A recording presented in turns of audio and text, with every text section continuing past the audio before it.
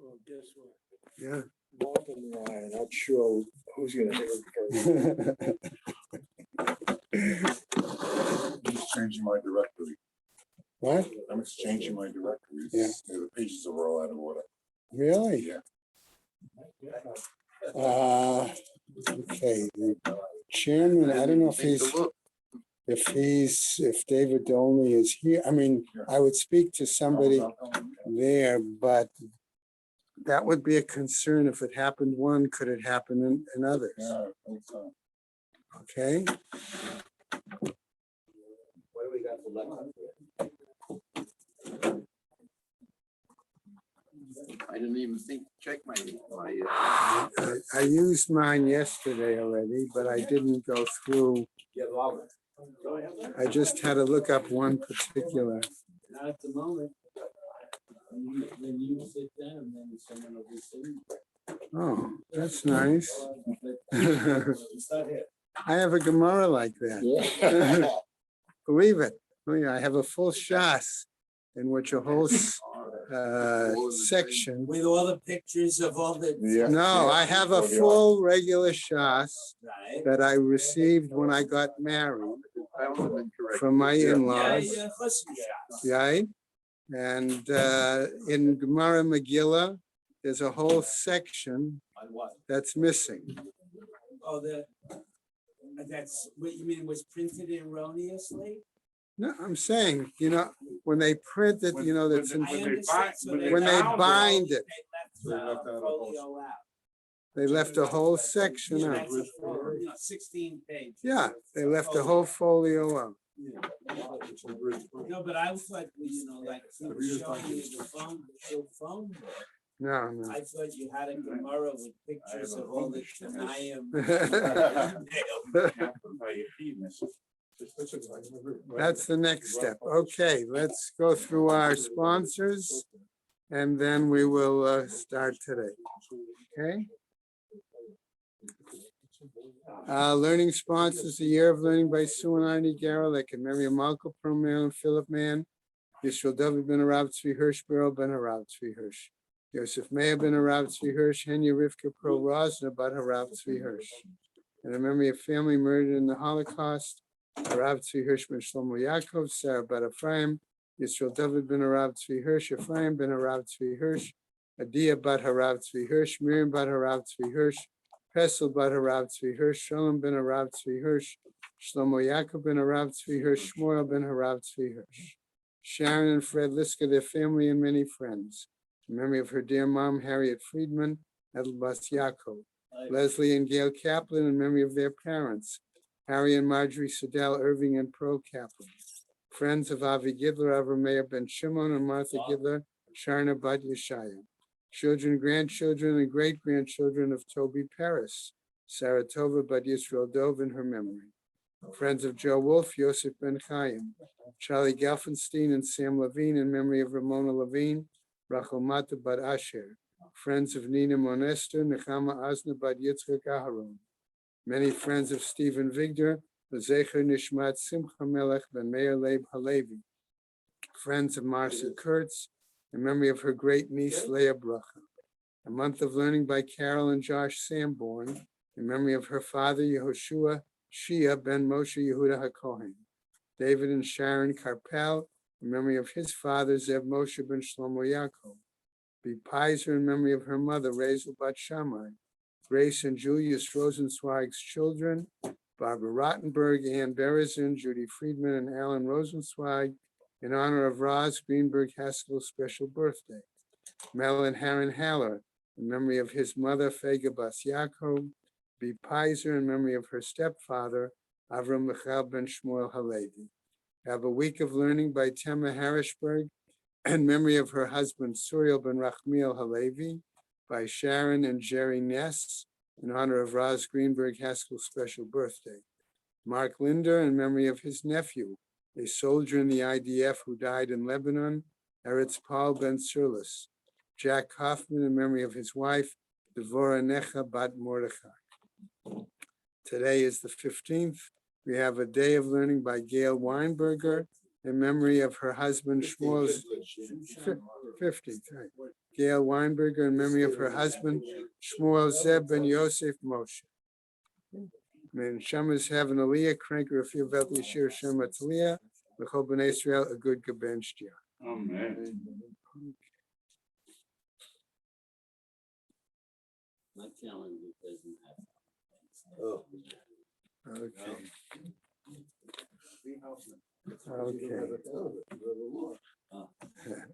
All right, let us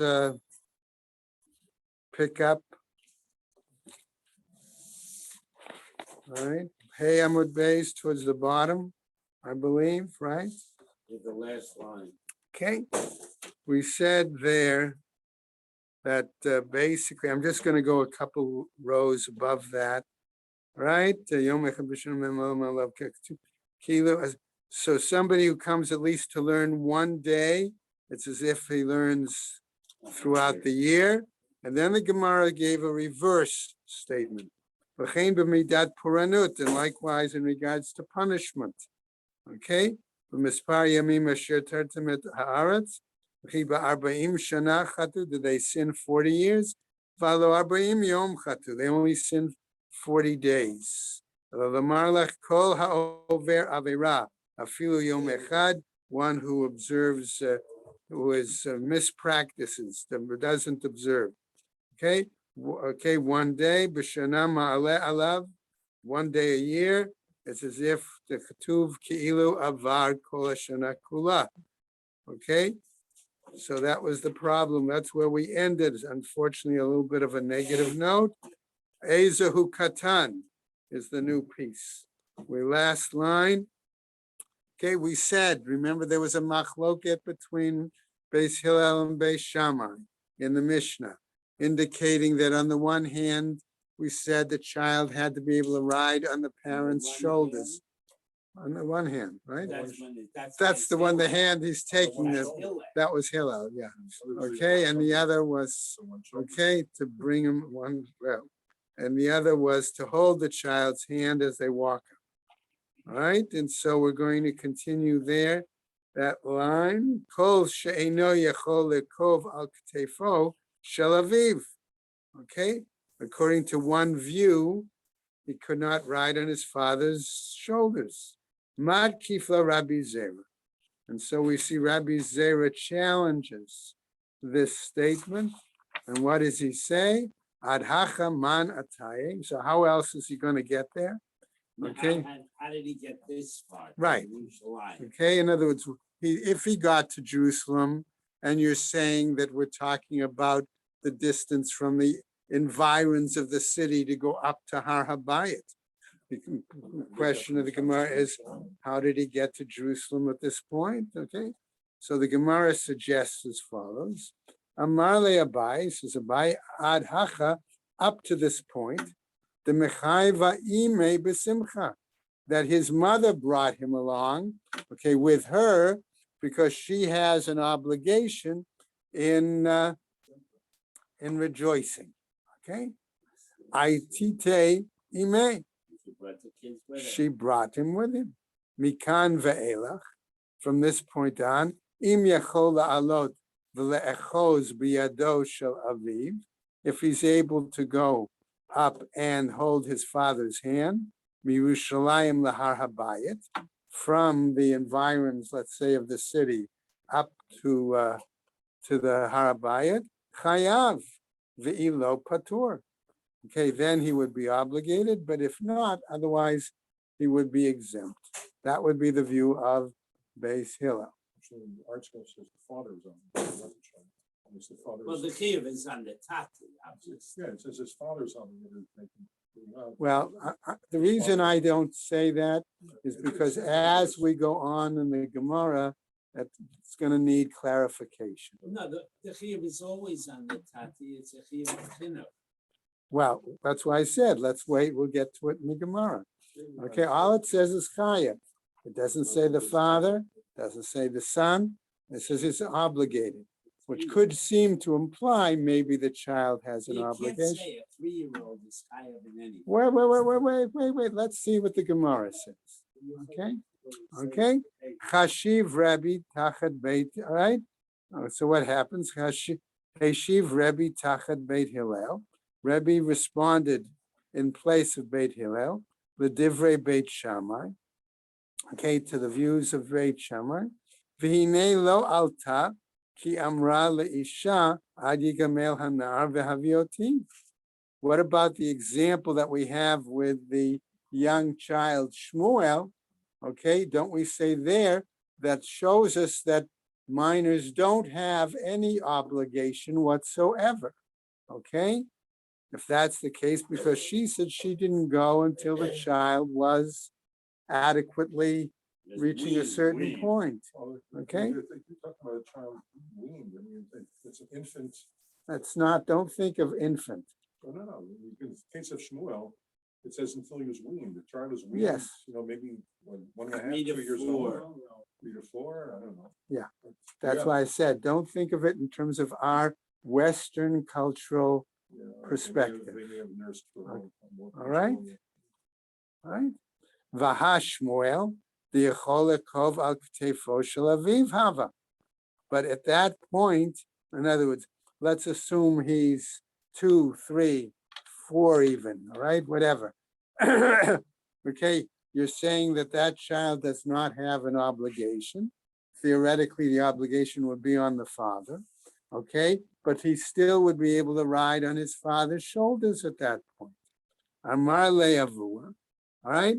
L'tamech, so Rebbe's father, okay, answer says, according to your vote, tikshelach Chana gufa.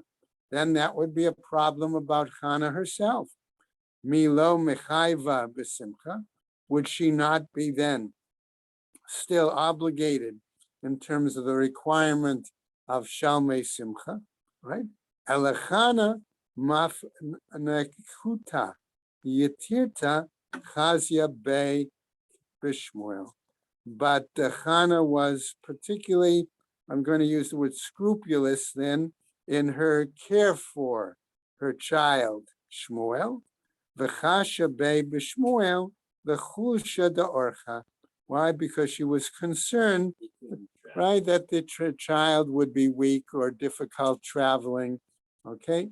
She was a overprotective mother a little bit, in any case. That's the archetype of Okay, all right. So what happens? So by Rabbi Shimon. So Rabbi Shimon raised the following, okay? Katan chiger ledivrei Beit Shammai. Okay, what about a child who is lame or a limp?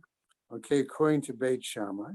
Vesuma ledivrei shnehem, or a child that's blind or has difficulty seeing in regards to both perspectives.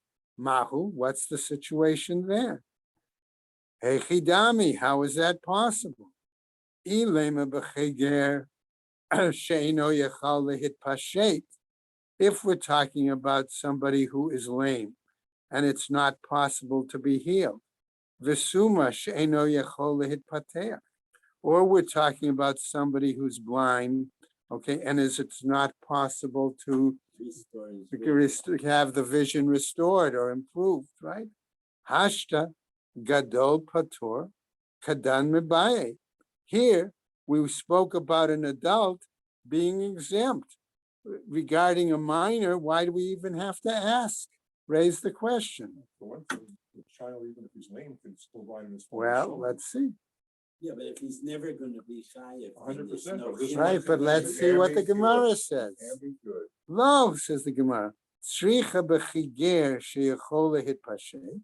No, we must therefore be talking about a child who has a limp or a lame. Could be here. Okay, and the child can be healed. V'suma sheyachol lehitpateach. And a blind child whose vision can be restored or repaired. Mai, what's the situation there? Excuse me, Amar Abai, says Abai, Kol heche de gadol mechayib midoraita katan nami mechanchim leimi de rabbanan. So here the Gemara now finally gives us its explanation that where we talk about an adult who has an obligation from the Torah, here we're talking about a minor who we educate him because we might say their obligation is a rabbinic obligation, okay, and not a Chinuch on Torah, the father is. right? And therefore the father has an obligation to educate the child in this element, this aspect that eventually as an adult, they will have an So obligation. the interesting thing here is as far back as when they were in Shiloh, they already had a chinuch obligation. This thing. with And mother this is long before the Anshekin Estes of Gadol. We're talking about Shmuel, Yeah, and was his father obligated? I don't know. see, I saw it differently. I saw it a situation where as the Gemara is going to lead us into when were certain offerings expected. Are we talking about Re'iyah, or are we talking about Simcha? But here they're saying that already in Shiloh, they're suggesting that she had an obligation of Simcha already. And Re'iyah. If there's Simcha, there's Re'iyah. It's a pact. We'll see. Okay. All right. So what happens? Kol heichig de gadol patur mi deoraita. Okay. So where there is a situation where the adult is exempt vis-a-vis the Torah obligation, midirabanan katan nami patur. Regarding a rabbinical requirement, here the minor is exempt as well. Okay, coming to a new piece. Beit Shammai omrim hari'iyah shtei kesef v'chulei. Here we saw a machloket again between Beit Shammai and Beit Hillel as to the value, okay, as to what was the status of the two different olot, okay, and what happens. Tanu Rabbanan says a Braita. Beit Shammai omrim hari'iyah shtei kesef v'chagiga ma'ak kesef. That Braita is basically saying to us the same thing that the Mishnah said, okay? That Beit Shammai hold the Re'iyah, okay, was a certain amount, and the Chagiga another amount. Shahariyah ole kula legavoa. Now the rationale for Beit Shammai, that the Re'iyah totally goes toward heaven, ma she'ein kein b'chagiga, which is not the case regarding the Chagiga. What's done with the Chagiga? It's eaten, okay, by the person who brings it. And by the Kohanim. Okay, right. And the Amurim go on the. That goes on the Mizbeach. So in a sense, okay, so in a sense, why am I clarifying that initially? Because we're going to see at another point in the Gemara that you might argue the Re'iyah, so to speak, only goes to one direction or to one consumer, okay? Whereas the Chagiga, I might argue, goes to multiple consumers, okay? Certainly, if the Emorima go on the Mizbeach, we could argue that's Gavoa. Certainly, if the Kohanim and the bringer, okay, that's a different consumer or consumers. Okay, so let's keep that in mind as we'll now pick up. Okay, so what happens? So he said, right, Masha'ein kain b'chagiga.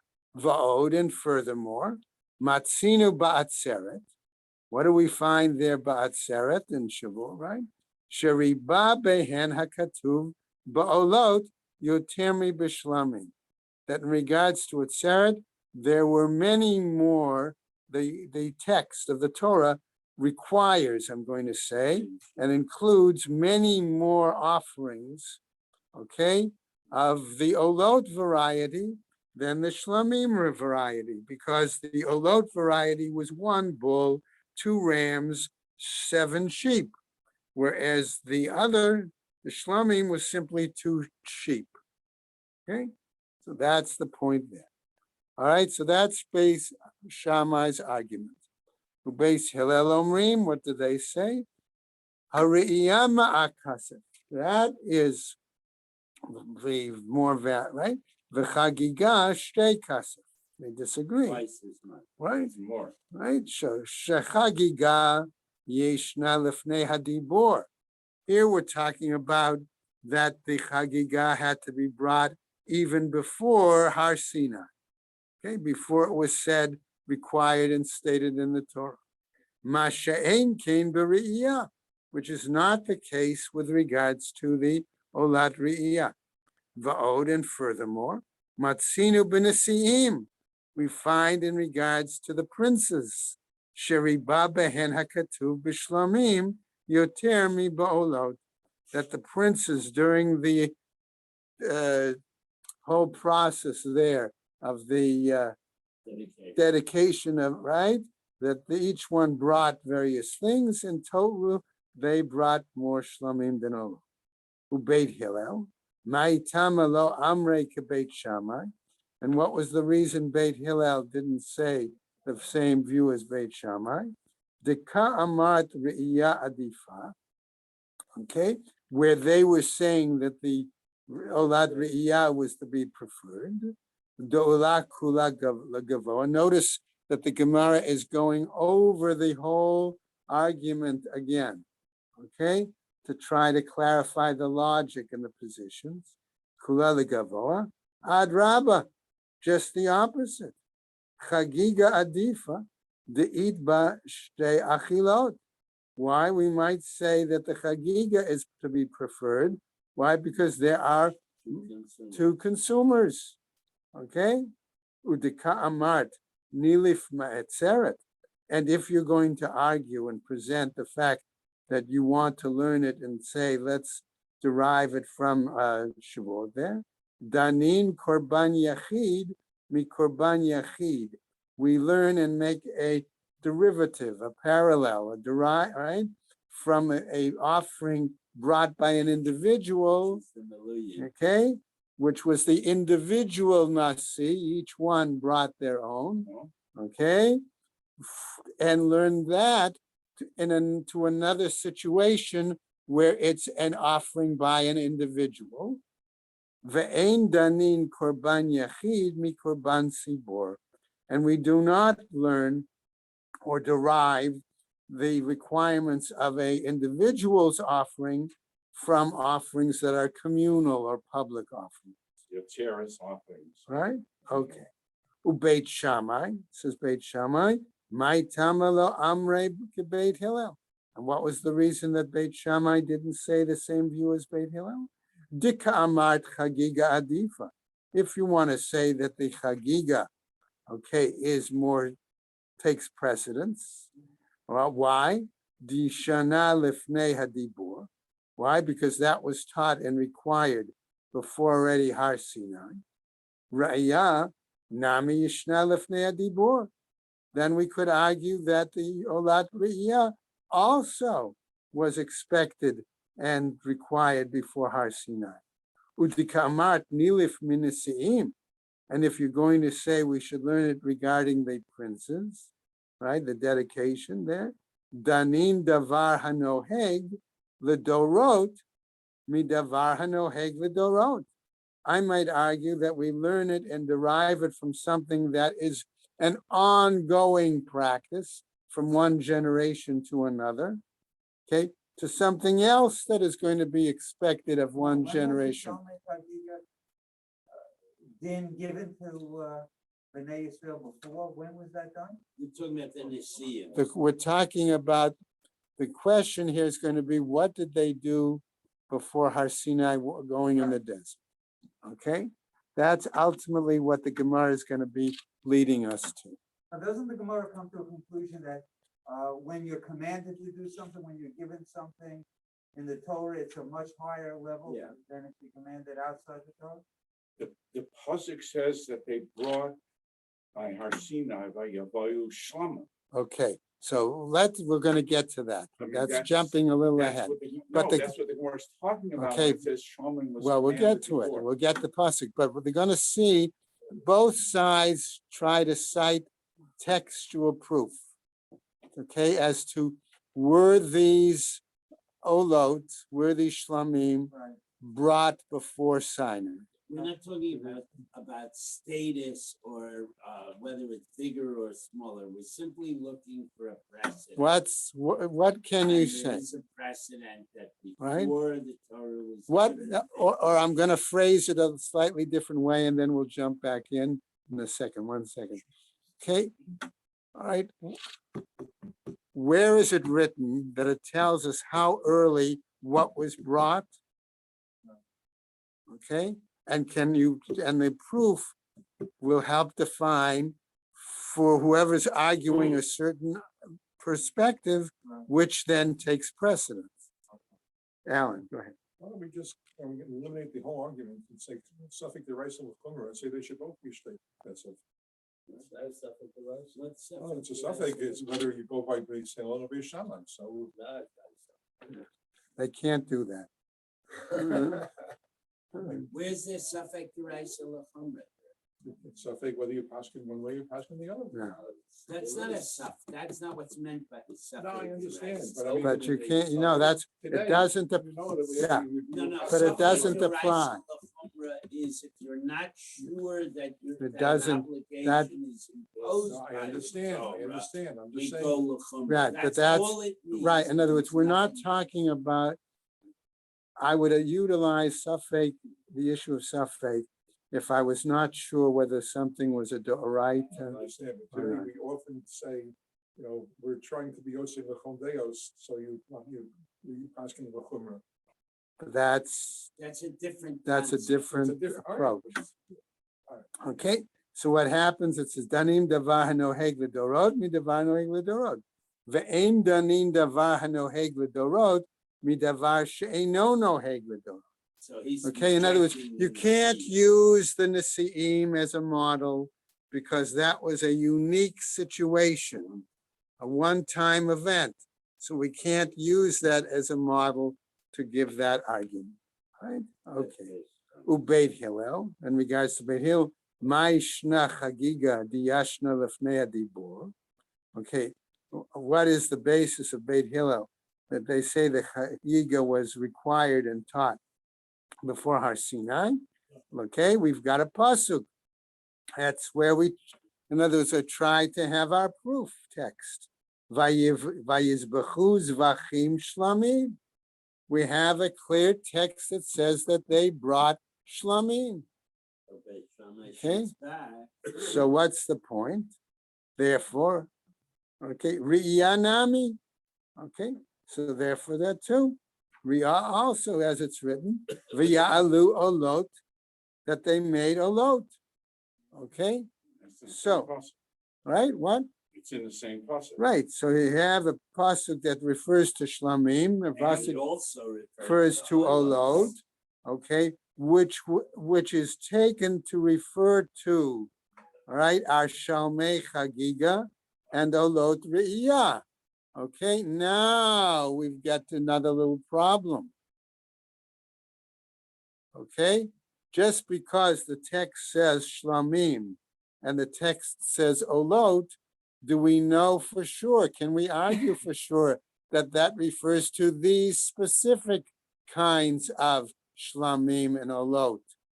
That's the issue. Kesavre Beit Hillel, olah shehikrivu Yisrael b'midbar. Why? Because the olah, okay, referring that the pasuk refers to a total burnt offering in this case, shehikriv, that they offered up in the wilderness, olat tamid have. Okay, that Beit Hillel says when it refers to olah, it wasn't necessarily referring to olat re'iyah, it was referring to a olat tamid, the normal, I'm going to say normal in quotes, The daily sacrifice. the normal daily morning and afternoon's offering. That's what it was referring to. Ubeit Shammai Savrei Olah, and Beit Shammai was of the opinion that when that pasuk referred to Olah, Shehekrivu Yisrael b'midbar, that they were offering on a regular basis in the wilderness. And again, before Har Sinai, right?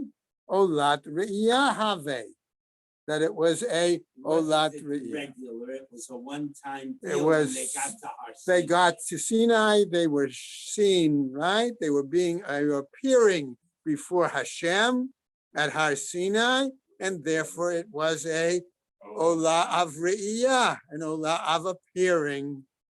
Okay, clarify. All right. Now, Amar Abaye, Beit Shammai, Rabbi Elazar, Rabbi Yishmael, all three of them were of the opinion, Kulhu Svira Laho, Ola Sheikrivu Yisrael Bamidbar, Olat Re'iyah Have.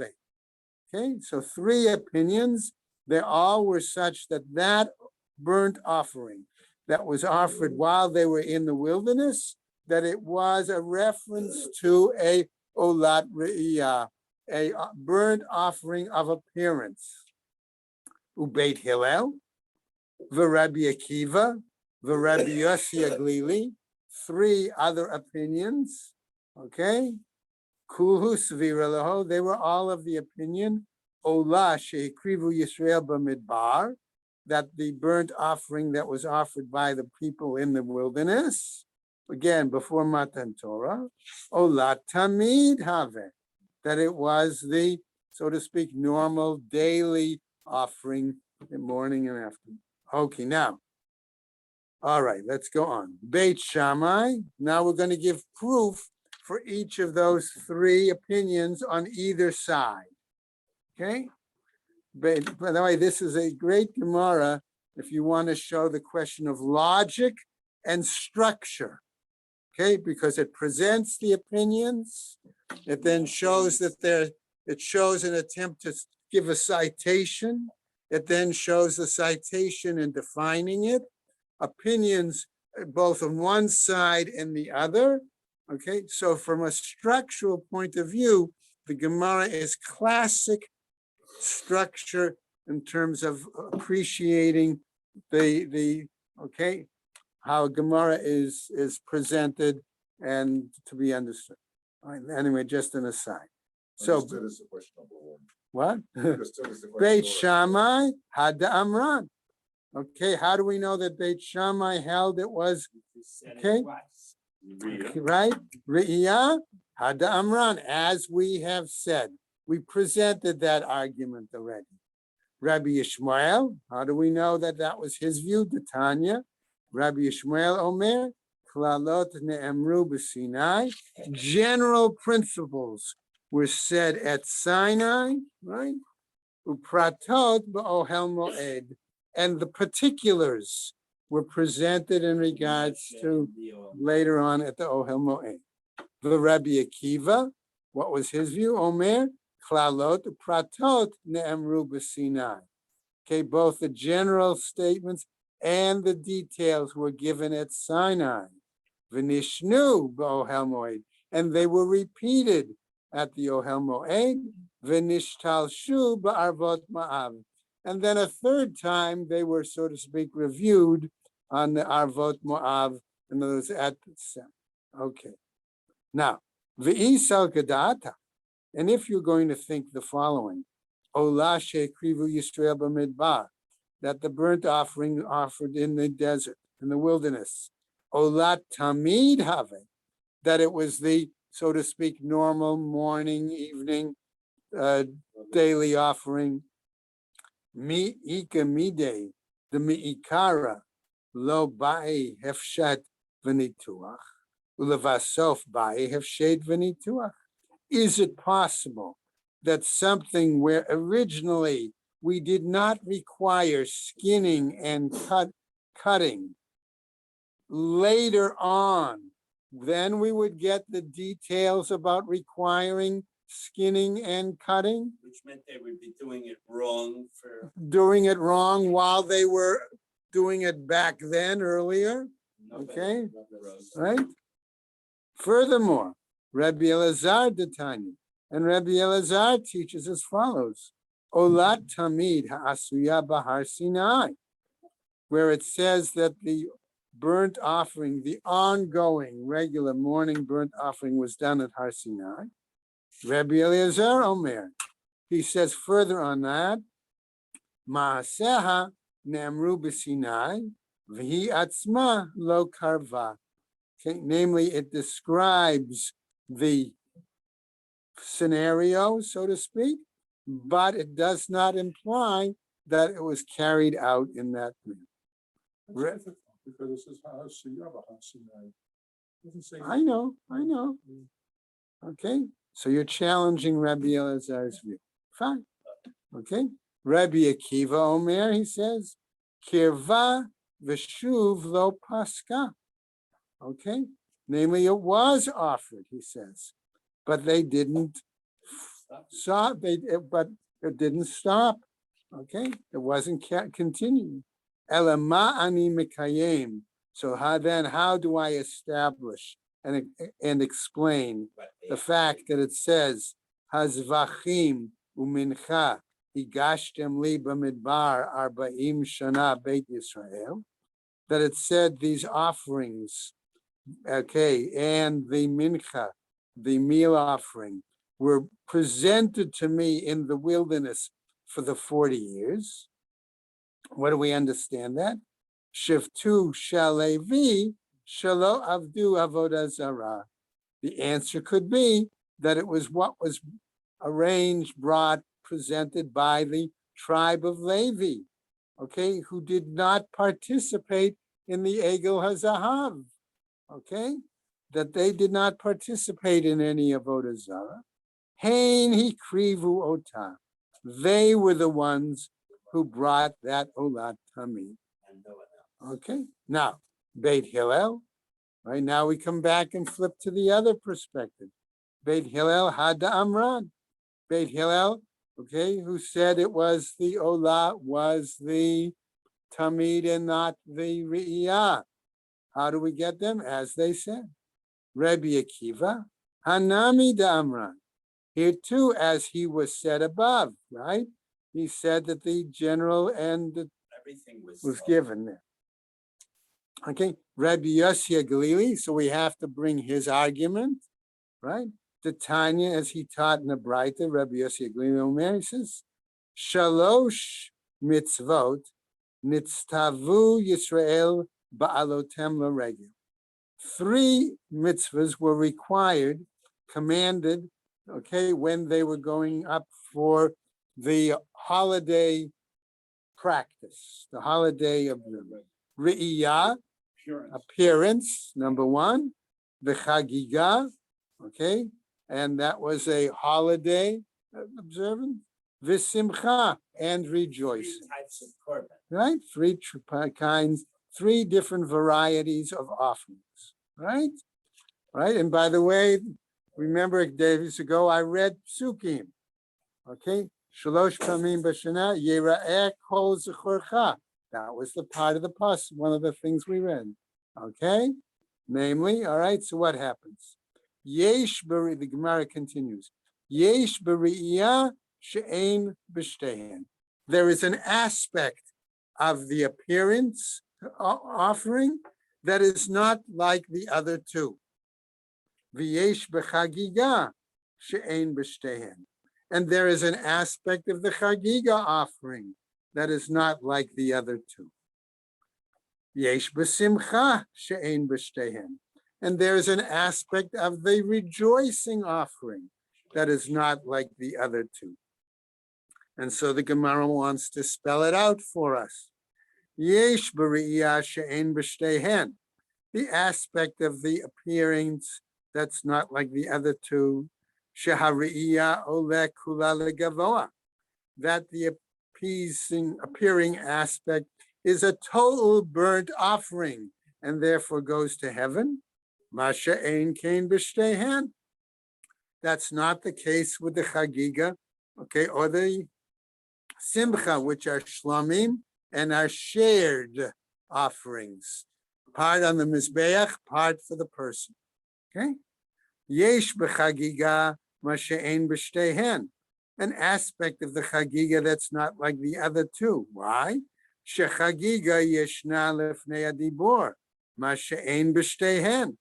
Okay, that the chagiga, okay, are a offering being cognizant of the holiday, okay, was to be brought, okay, and that could be done before the others, before Har Sinai, okay, because it says, right, we saw zvachim and olot in the pasuk, right?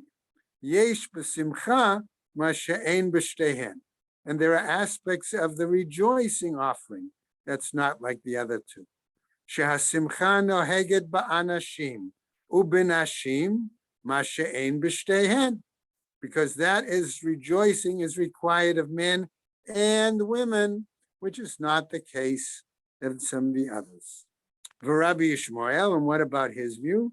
Ma'itama kamokemet le kebeit Shammai, and what's the reason that Rabbi Yishmael holds the same view as Beit Shammai, that the Olah was an Olat Re'iyah?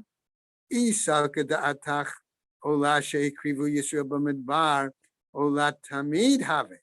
Because if you were of the opinion that the Olah burnt offering offered in the wilderness was a ongoing morning offering, mi'ika midei de mi'ikara lo bayi hefshet v'nituach levasof bayi hefshet v'nituach.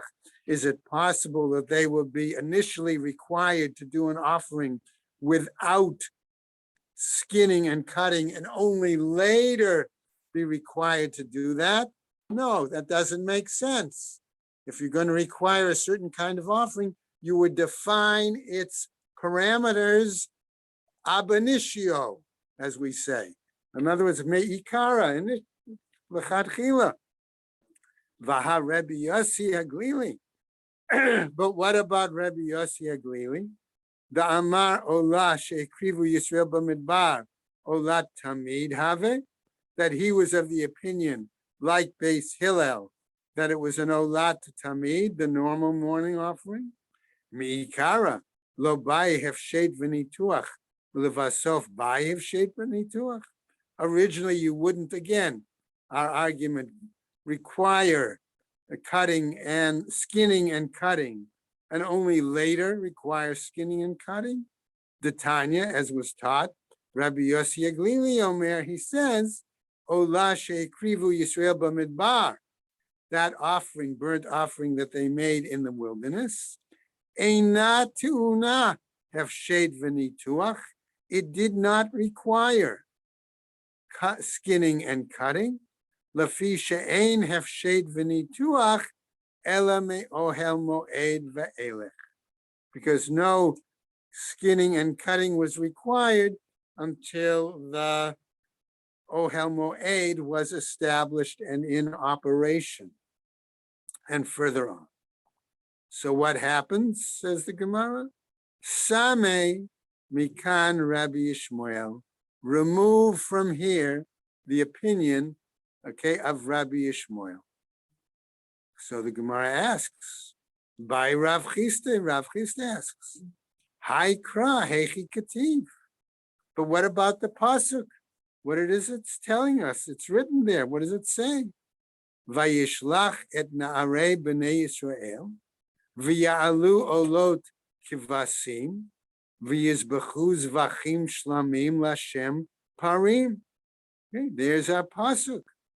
It seems to both say olot.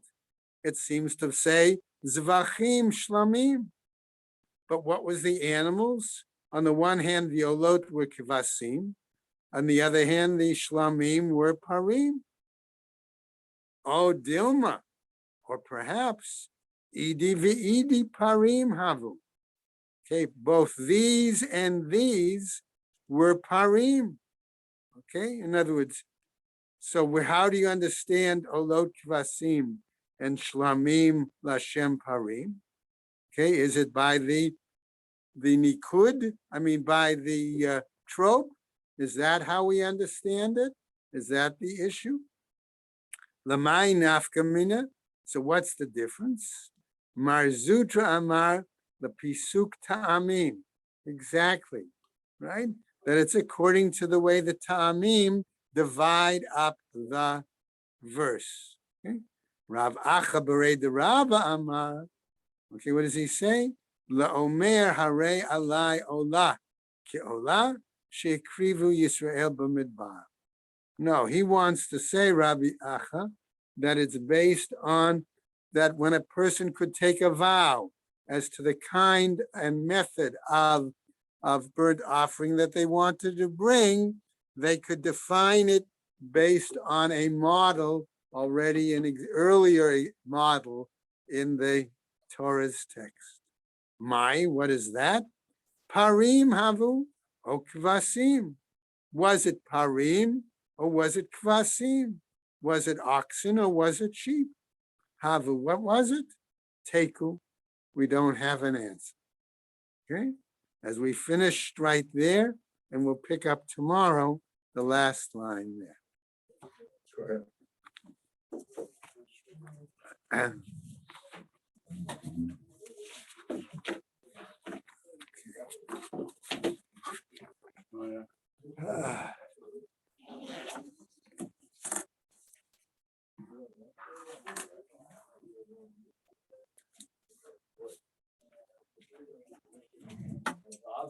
Yeah, Okay. be there in a minute. Okay.